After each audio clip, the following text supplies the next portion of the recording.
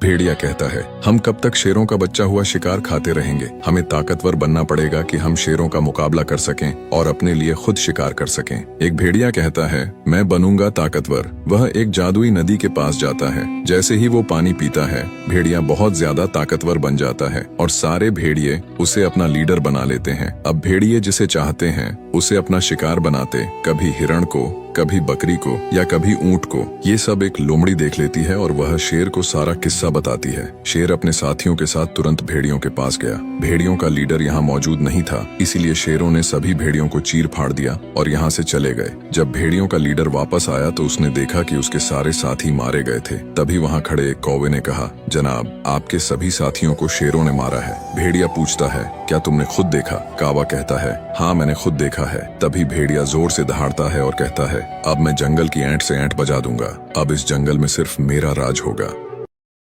और भेड़िया शेरों की तलाश में निकल पड़ता है। भेड़िया और सभी शेर उनके सामने थे। भेड़िया बोला, तुम सबने मेरे कबीले वालों को मारकर अच्छा नहीं किया, अब तुम मेरे हाथों मरोगे। भेड़िया और शेरों में जोरदार लड़ाई शुरू हो जाती है। भेड़िया सभी शेरों को घायल कर देता है। शेर का बच्चा यह सब देख रहा था और रोते हुए उनके पास आता है। शेरनी अपने बच्चे से कहती है, बेटा, बड़े होकर इस भेड़िए से हमारा बदला जरूर लेना। जख्मी शेर कहता है, बेटा, तुम यह जंगल छोड़कर चले जाओ। शेर का बच्चा अपने माता पिता से वादा करता है कि उनकी मौत का बदला जरूर लेगा। शेर का बच्चा जंगल के दूसरे कोने में चला जाता है। वहाँ उसकी दोस्ती एक बकरी से हो जाती है। बकरी अपने सभी बच्चों की तरह शेर के बच्चे को भी प्यार करती है और उसे अपना दूध पिलाती है। वहीं दूसरी तरफ जंगल के सभी जानवर भेड़िए से खौफ खाते थे। भेड़िया हर रोज किसी न किसी जानवर को चीर फाड़ कर खा जाता। जंगल में खौफ की फिजा फैल गई थी। तभी एक बंदर सभी जानवरों को इकट्ठा करके कहता है, काश आज शेर जिंदा होता तो वह हमें इस भेड़िए से बचाता। अब अल्लाह ही किसी को मसीहा बनाकर भेजे ताकि हम इस भेड़िए से बच सकें। शेर का बच्चा अब जवान हो गया था